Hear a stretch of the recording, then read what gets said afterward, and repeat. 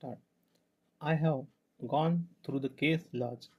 In above case laws, several premises were occupied by landlord.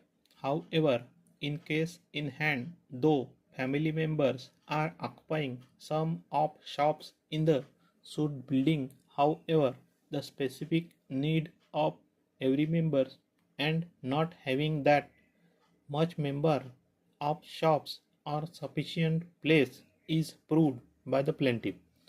Therefore, in my view, the facts of these case laws are not squarely applicable to case in hand.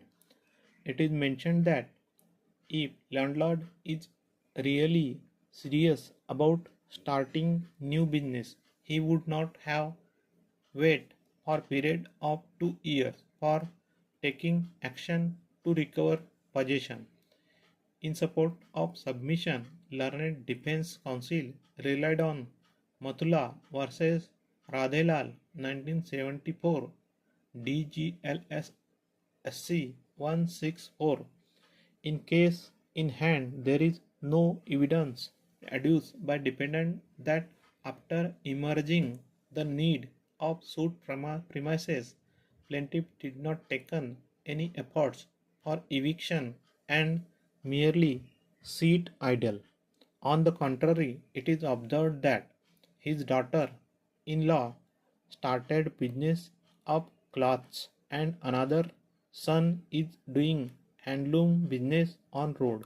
Therefore, this case law is not squarely applicable to case in hand.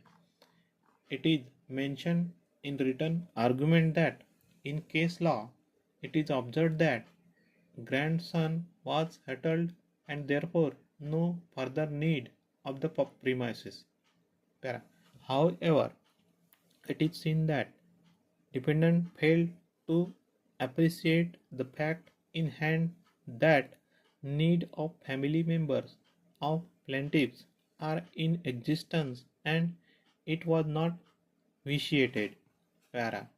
In view of observation of Honorable Apex Court, it would be required to establish bona fide need by the landlord and there should not be bare desire of the property.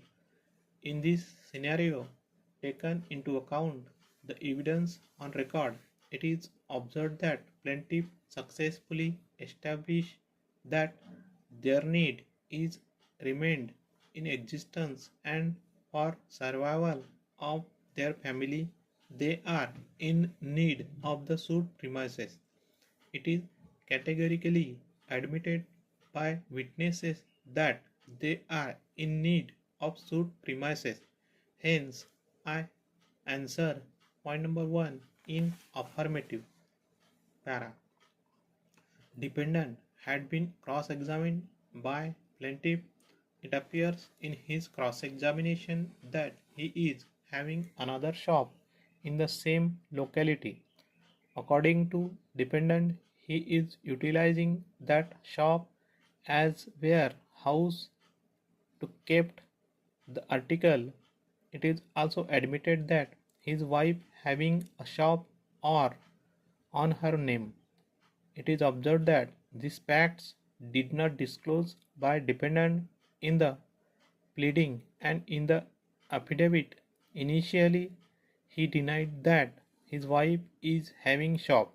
Thus, it shown that there is suppression of facts on part of